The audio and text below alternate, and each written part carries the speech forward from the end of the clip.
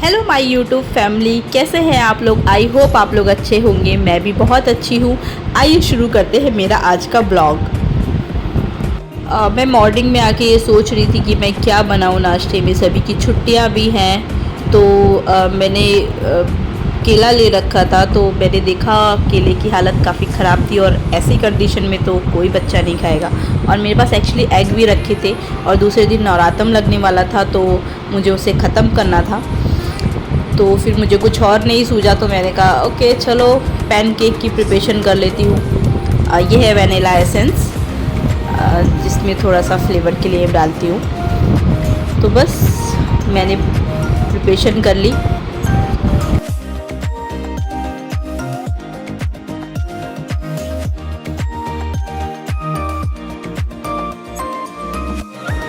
इसमें मैंने डाला है मैदा।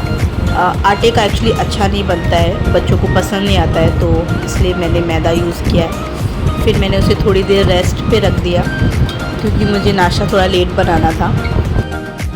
मैंने सोचा मैं तब तक कॉफ़ी पी लेती हूँ, तो मैंने अपनी कॉफ़ी के लिए पानी रख दिया गर्म होने को।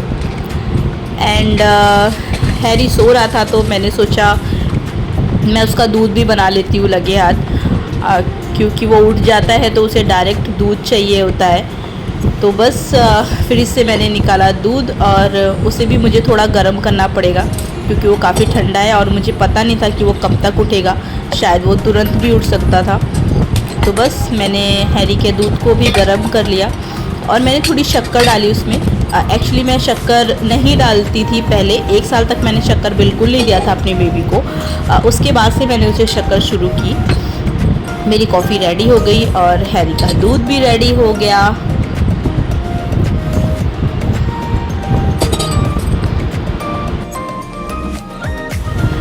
सो मैंने सोचा मैं इंजॉय करती हूँ अपनी कॉफ़ी और थोड़ी देर देखती हूँ टीवी। एक्चुअली मैं न्यूज़ देखती हूँ थोड़ी देर सुबह मॉर्निंग में, बट केबल तो नहीं आ रहा था। सुबह सुबह केबल कौन काटता है। एनीवेज, बट कॉफ़ी थी, उसे तो एंजॉय करना ही था। मैंने कॉफ़ी एंजॉय करी। तब तक मुझे आवाज़ आ गई हैरी बाबा की, तो मैं पहुंच गई हैरी बाबा के पास। बुब्बू भी पी लिया, सब कर लिया। अभी तो गुड मॉर्निंग कर लो भाई। ए मेरी सुंदरू मुतरी, सुंदरू मुतरी। इतना नाटक कर रहा था ये उठने के लिए। बच्चों का तो बहुत नाटक रहता है, उन्हें मनाना पड़ता है, थोड़ा सा प्यार करना पड़ता है उनका ताकि मूड अच्छा हो जाए। चलो गुड मॉर्निंग कर लो। चलो। और हैरी को बेड पे ही टॉय चाहिए था, वो जाने को तैयार ही नहीं था और मुझे एक्चुअली नीचे जाके फिर नाश्ता भी बनाना था। ये वाली स्माइल ही किए जा रहा था है? ओ हैरी बाबा। फिर मैंने उसे ज़बरदस्ती उठाया तो वो बहुत ज़ोर से रोने लग गया। मैंने कहा चलो नीचे। फिर मैं आ गई अपने किचन में। मैंने रेडी किया पैनकेक, क्योंकि मुझे फटाफट नाश्ता बना के हैरी को नहलाना भी था। उसके बाद मुझे बहुत सारे काम थे। अगले दिन नवरात्रे हैं तो उसकी भी साफ़ सफाई करनी थी, उसकी भी प्रिपरेशन करनी थी। तो मैंने फटाफट बना लिया पैनकेक। मैंने ये इनो डाला है उसमें, एक्चुअली मेरे पास बेकिंग सोडा नहीं था, तो बस मैंने फटाफट बना लिया पैनकेक।